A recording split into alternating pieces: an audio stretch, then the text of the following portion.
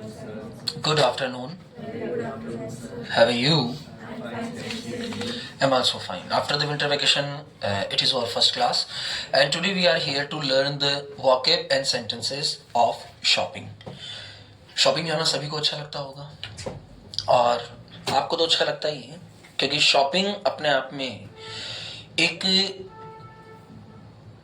New things आपके mind में लेकर आती है। शॉपिंग का सीधा सा मतलब ये होता है कि हम बाहर जाकर जब किसी भी वस्तु को खरीदने का प्रयास करते हैं तो उस वस्तु को खरीदते समय कुछ बातें हमारे माइंड में होनी चाहिए।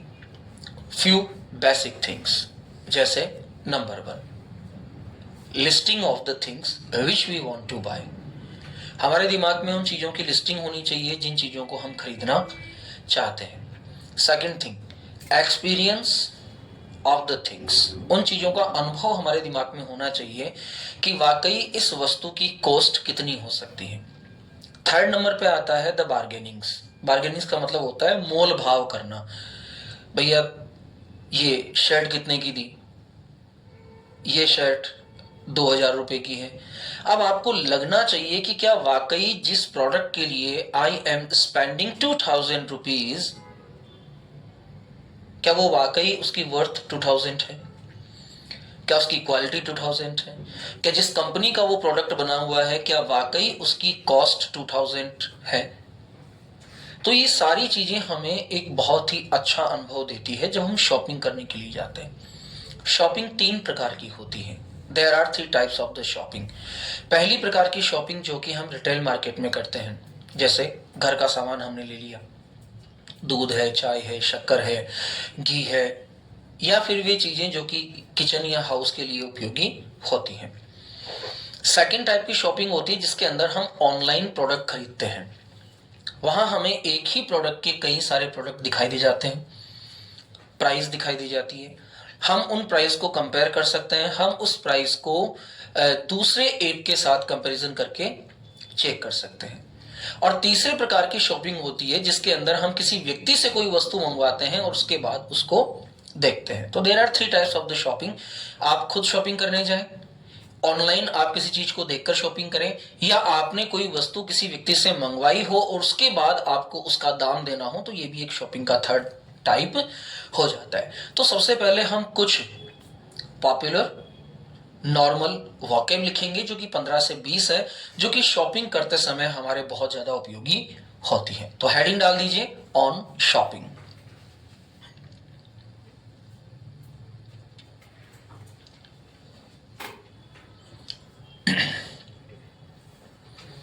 सबसे पहला शब्द लिखिए खरीदारी। अब क्या कोई मुझे बता पाएगा कि खरीदारी को हम इंग्लिश में क्या कहेंगे?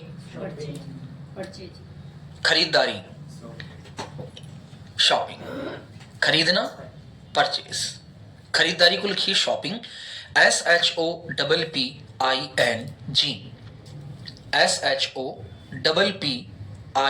SHOPPING, shopping. नंबर 2 पे लिखिए कीमत। अब कई बार ऐसा होता है कि हमारे दिमाग में 2 शब्द होते हैं, एक होता है कॉस्ट, एक होता है प्राइस। क्या आप बता सकते हैं कि what is the difference between cost and price? Cost और प्राइस के अंदर बेसिक डिफरेंस क्या है? हम कई बार शॉप पे जाते हैं, मान लेते हैं मैं ये टोपा खरीदने गया, मुझे टोपा लगाने का बहुत शौक है क्योंकि मेरा सर जो है वो बिना टोपे के मुझे अच्छा नहीं लगता, ठंड ज़्यादा लगती है मुझे। कुछ लोग होते हैं जिनको ठंड ज़्यादा लगती है, कुछ लोगों को गर्मी ज़्यादा लगती है। तो चलो मान लेते हैं कि मैं ये कैप खरीदने गया, वुलन कैप खरीदने गया, और मैंने जाकर सामने वाले व्यक्ति से पूछा कि भैया इस टोपे की कॉस्ट कितनी है? एक वाक्य तो ये हो गया। एक मैंने उससे पूछा कि भैया इस टोपे की प्राइस क्या है, दूसरा वाक्य ये हो गया। तीसरा वाक्य मैंने पूछा कि ये टोपा कितने का है। चौथा मैंने पूछा ये टोपा कितने में दोगे। पांचवा मैंने पूछा इस टोपे के क्या लोगे। 5 सेंटेंसेस हो गए। अब ऐसा तो पॉसिबल हो नहीं सकता ना कि मैं 5 सेंटेंसेस के लिए एक ही वाक्य बोल दूंगा, है? क्या प्राइस दोगे, क्या प्राइस लोगे, कितनी प्राइस लोगे, कितनी प्राइस में दोगे, ऐसा तो पॉसिबल नहीं है। तो ऐसा अगर पॉसिबल नहीं है तो क्या हम इनके लिए अलग अलग शब्दों का प्रयोग कर सकते हैं? और यदि हम इनके लिए अलग अलग शब्दों का प्रयोग कर सकते हैं तो वे अलग अलग शब्द क्या होने चाहिए। देखने वाली बात यहां यह है कि वे अलग अलग शब्द होने क्या चाहिए। चलो ठीक है, नंबर 1 पे लिखिए कीमत। कीमत को इंग्लिश में कहा जाता है प्राइस।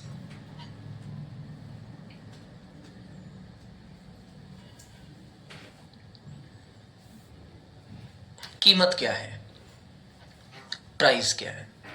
कितने में दोगे, फाइनल प्राइस।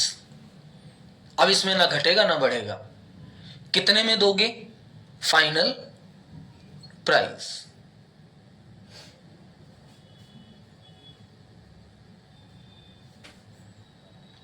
लागत क्या है, लागत शब्द इसको कहा जाता है कॉस्ट, COST, कॉस्ट। तो कॉस्ट का मतलब क्या हो जाएगा, लागत क्या है।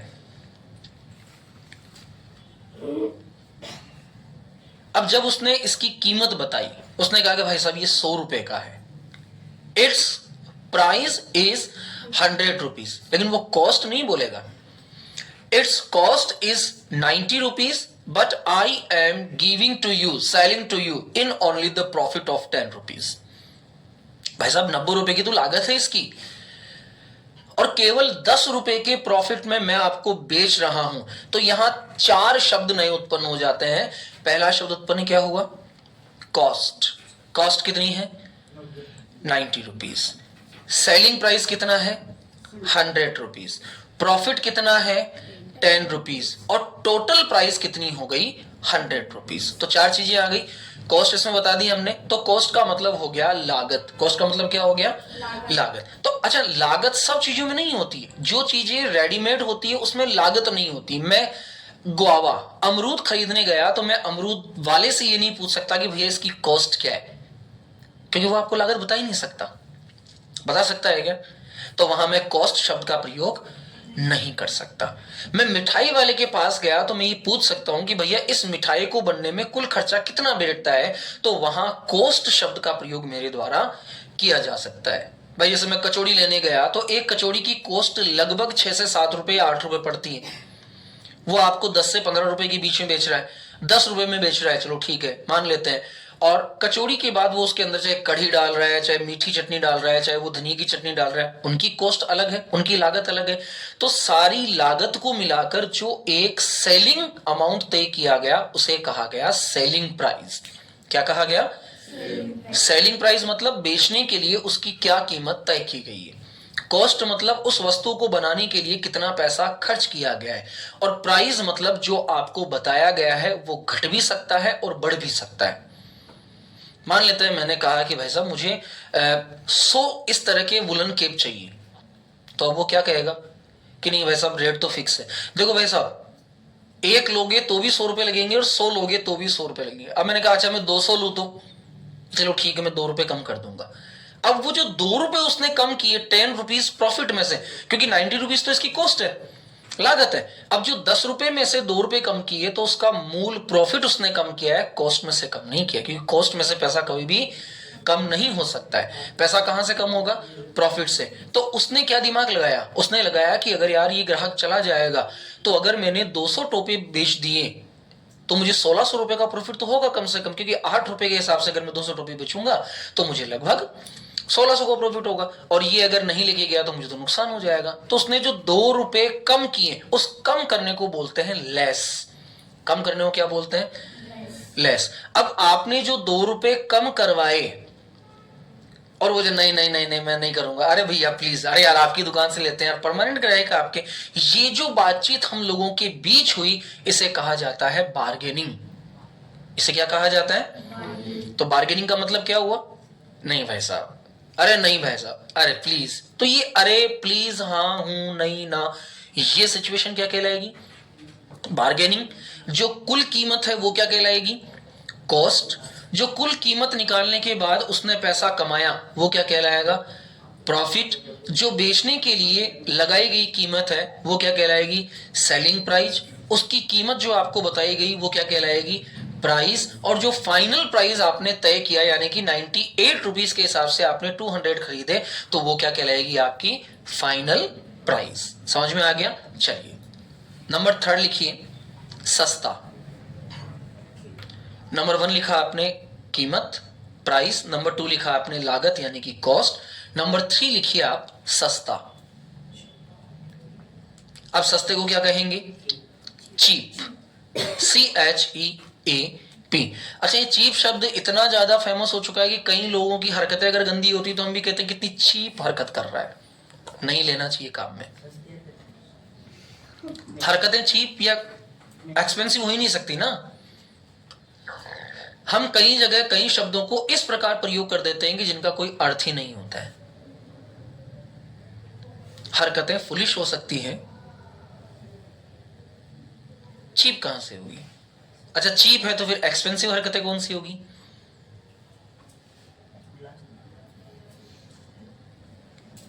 When we are using the English language, we need to learn about it, that which type of the vocab we are using during our conversation.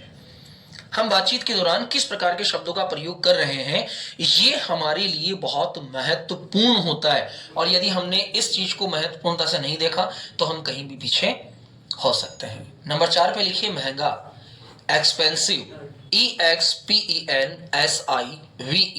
Expensive. Expensive का मतलब होता है महंगा। अब चाहे आप कोई वस्तु खरीद रहे हैं, चाहे कोई आप जमीन खरीद रहे हैं, आप किसी भी चीज के लिए चीप और एक्सपेंसिव शब्दों का प्रयोग कर सकते हैं। मैंने 1000 रुपए के अंदर 2 नए सूट खरीदे। इट्स चीप और एक्सपेंसिव? चीप है ना, सस्ते हैं, मैंने बहुत सस्ता खरीद लिया। तो आप कह सकते हैं sir really it's very cheap. मैंने 10,000 रुपए के अंदर केवल एक पैंट खरीदी। It's very expensive. It's very expensive. हम चीप और एक्सपेंसिव की तुलना किसी कॉस्ट के लिए भी कर सकते हैं। केकड़ी से जयपुर जाना ऐसी बस में और नॉर्मल बस में डिफरेंस रखता है। जब मैं केकड़ी से जयपुर बस में गया तो मेरा किराया लगा लगभग 150 रुपए। It's cheap. लेकिन वही किराया एयर कंडीशनर बस के अंदर कितना लगा? लगभग 245 रुपए। तो ये क्या हो गया?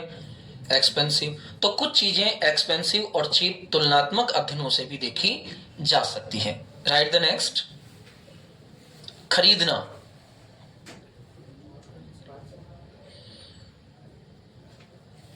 खरीदने को क्या कहा जाएगा? Buy, oblique purchase. The next word is बेचना।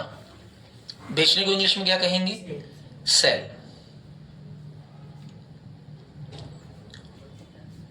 बेचना, सेल। अगला शब्द है हमारा ग्राहक, कस्टमर, CUSTOMER, कस्टमर। अच्छा, कस्टमर किसके पास आएगा? दुकानदार के पास। तो दुकानदार को इंग्लिश में क्या कहेंगे? शॉपकीपर। दुकानदार, शॉपकीपर।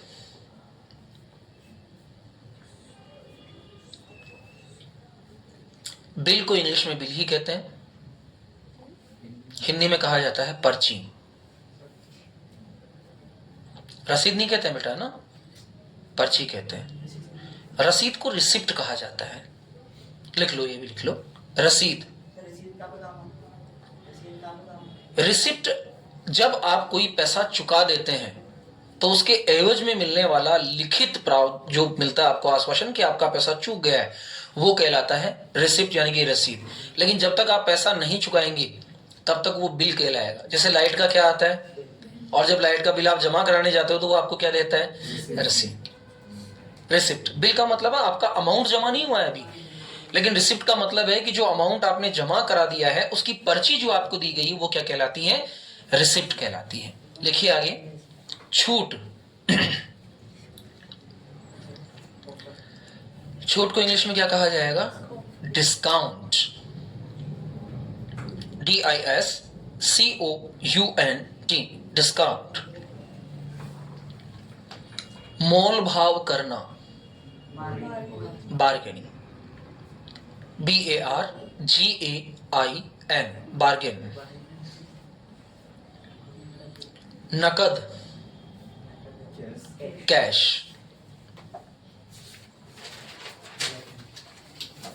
बचे हुए पैसे, चेंज।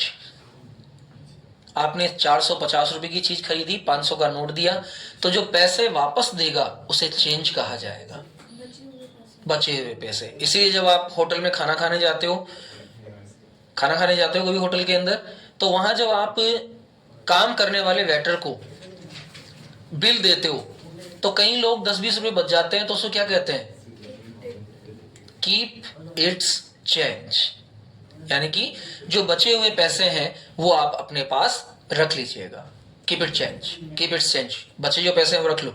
मान लो आपने होटल में खाना खाया, आपका बिल बना 490 रुपए का, आपने दिए जियान केयरफुली, आपने रुपए दिए 500 रुपीज।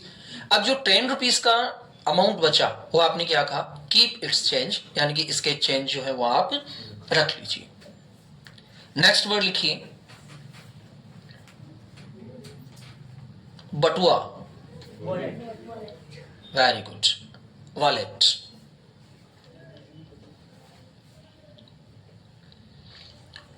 उधार,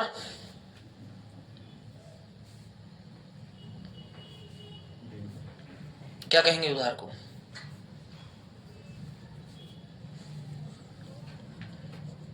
उधार को इंग्लिश में क्या कहेंगे बताइए? हमने कभी उधार कोई चीज ली नहीं होगी, इसलिए तो हमें पता ही नहीं है ना। किसी का पेन भी उधार नहीं लिया होगा। पेन खत्म हो गया, पेन दे दो, कल नया लाके दे दूंगा। उधार, इतना इजी वर्ड नहीं जानते उधार? My God.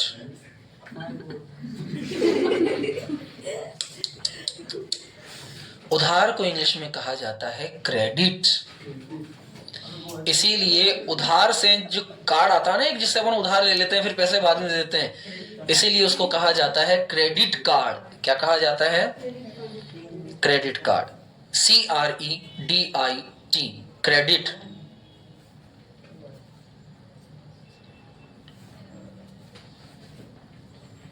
पैसा वापस लेना, वस्तु के बदले।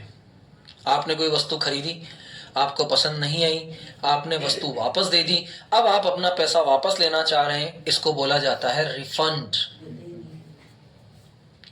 रिफंड।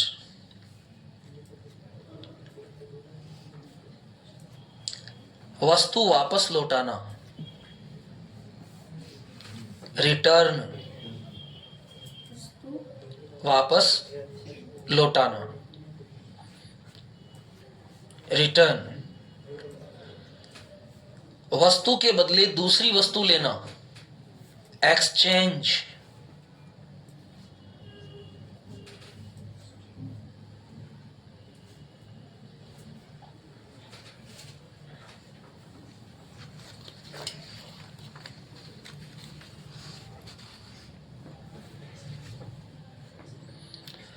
वस्तु वापस नहीं बदली जाएगी, दुकानों पे लिखा होता है नो एक्सचेंज। वस्तु वापस नहीं बदली जाएगी, नो एक्सचेंज।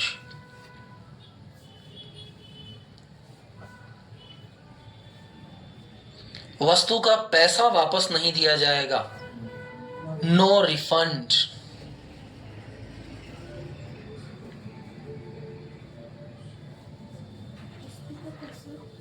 वापस नहीं दिया जाएगा, नो रिफंड।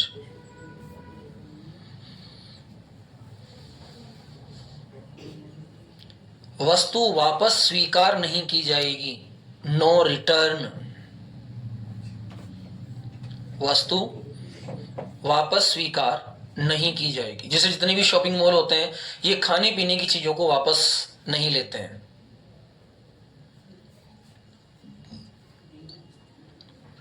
समझ में आ गया? Exchange, no return, no refund, refund, return and exchange. प्रस्ताव, किसी भी वस्तु पर विशेष प्रस्ताव आपको दिए जाते हैं, ऑफर्स, ताकि आप उन वस्तुओं को खरीदें। मिलते हैं ना प्रस्ताव, आपको अलग अलग प्रस्ताव मिलते हैं, 10% कम में वस्तु ले जाओ, तो 10% का क्या दिया उन्होंने, ऑफर दिया। तो वस्तु पर दिया जाने वाला प्रस्ताव क्या कहलाता है, ऑफर कहलाता है। अगला लिखिए, उधार पैसा लेना। उधार पैसा, एक तो वस्तु होता है क्रेडिट, यानी कि आपने वस्तु ली और पैसे नहीं दिए, वो तो होता है क्रेडिट। लेकिन आपने पैसा ही उधार ले लिया, लोन, LOAN। देखो कई सारे शब्द आते हैं लेकिन टाइम पे नहीं आते तो कोई बात नहीं, वहां फिर हिंदी से काम चलाएंगे, है ना। हाँ। लोन, उधार। लाभ, लाभ, लाभ, बेनिफिट, ये आपका है। दुकानदार को जो होता है वो प्रॉफिट होता है, आपको तो बेनिफिट होता है। लाभ, बेनिफिट, BENEFIT, बेनिफिट। नकद लाभ, प्रॉफिट, PROFIT, प्रॉफिट, नकद लाभ, प्रॉफिट। हानि, लॉस,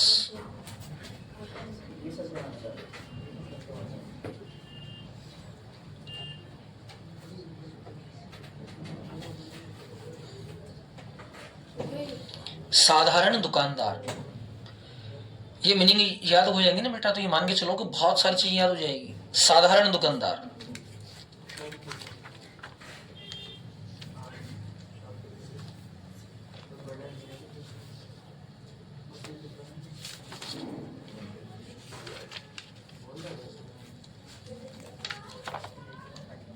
ऑर्डिनरी शॉपकीपर,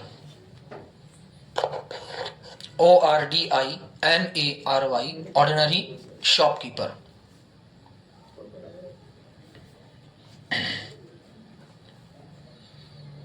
फेरी वाले, फेरी वाले जो घूम घूम कर चीजें बेचते हैं, हॉकर्स, HAWKERS, हॉकर्स। आते हैं ना बहुत से, सब्जी बेचने वाले आते हैं, ब्रेड बेचने वाले आते हैं, और आजकल एक सबसे फेवरेट आते हैं वो 6,000 रुपए 7,000 रुपए किलो महिलाओं के बाल लेने वाले। 4,000 रुपए। कितना ध्यान रखता है जी आप। चलिए, घटिया क्वालिटी, घटिया क्वालिटी, कोई क्वालिटी अच्छी नहीं होगी, घटिया क्वालिटी होगी, उसे क्या कहेंगे हम लोग, इंफीरियर, INFERIOR, इंफीरियर। चावल घटिया क्वालिटी के हैं, the rice is of an inferior quality. घी घटिया क्वालिटी का है, the butter is in an inferior quality. अगला लिखिए, कोड़ियों का भाव, कोड़ियों के भाव, कोड़ियों के भाव, throw away price, throw away price, THROW, throw, AWAY, away, PRICE, price, throw away price. पैसे कम होना, पैसे कम होना, शॉर्ट ऑफ,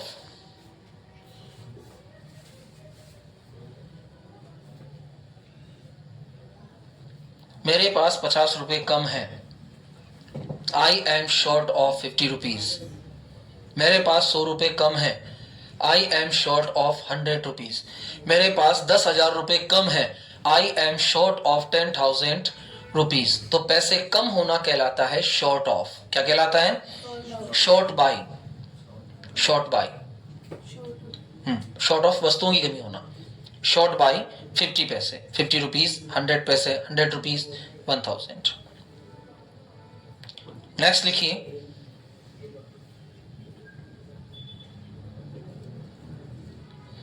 भाव गिरना। भाव गिरना, जैसे सर्दियों का टाइम चल रहा है, गाजर पहले 60 रुपए किलो थी, फिर 50 रुपए किलो हुई, फिर 40 रुपए किलो हुई, अभी 30 रुपए किलो हो गई। तो भाव बढ़ रहे हैं, गिर रहे हैं? तो भाव जब गिरते हैं तो उसको कहा जाता है falling price. Falling price, FALLING, falling price, PRICES।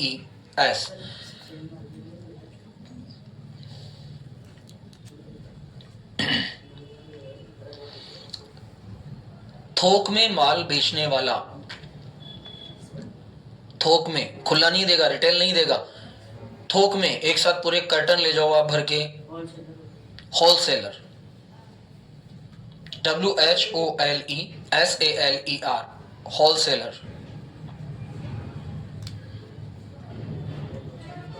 खुला सामान बेचने वाला क्या कहलाएगा? खुला सामान बेचने वाला रिटेलर, RETAILER, रिटेलर।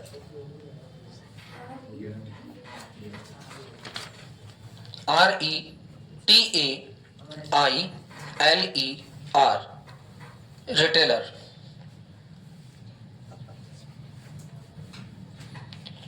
कीमत सूची, मॉल में जाएंगे आपको सब जगह अलग अलग कीमत लिखी हुई मिलती है, तो कीमत सूची क्या कहलाएगी? Price list. कीमत सूची, प्राइस लिस्ट।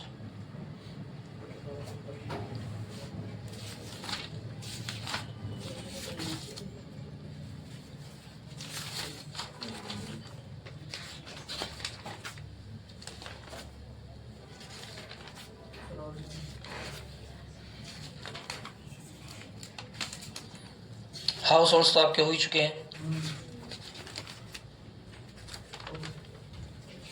चलिए, एक्स्ट्रा नीड नहीं है। अब बनेंगे इनके वाक्य और देखते हैं वाक्यों के अंदर आप कितना कुछ बता सकते हैं। हेडिंग डाल दीजिए, सेंटेंसेस।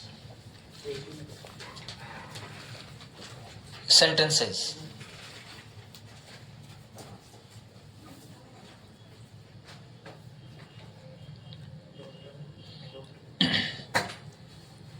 नंबर 1,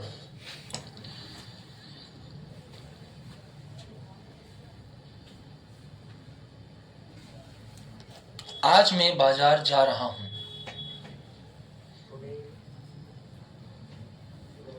आज मैं बाजार जा रहा हूं। एक एक लाइन खाली छोड़ते रहिए ताकि इनको बनाने में दिक्कत ना आए आपको। फेरी वाले, फेरी वाले आवाज लगा रहे हैं। हॉकर्स, फेरी वाले मतलब हॉकर्स,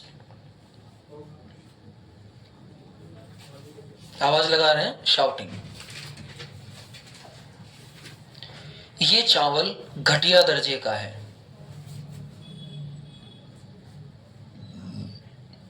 ये चावल घटिया दर्जे का है।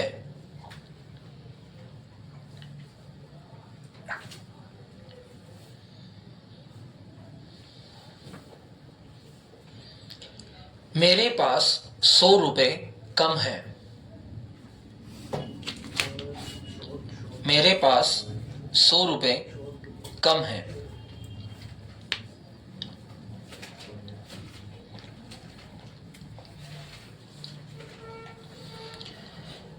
इस शर्ट की कीमत क्या है?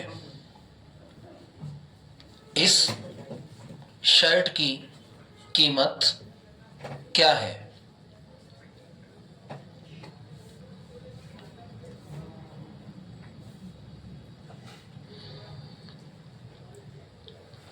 यह जींस बहुत सस्ती है। यह जींस बहुत सस्ती है।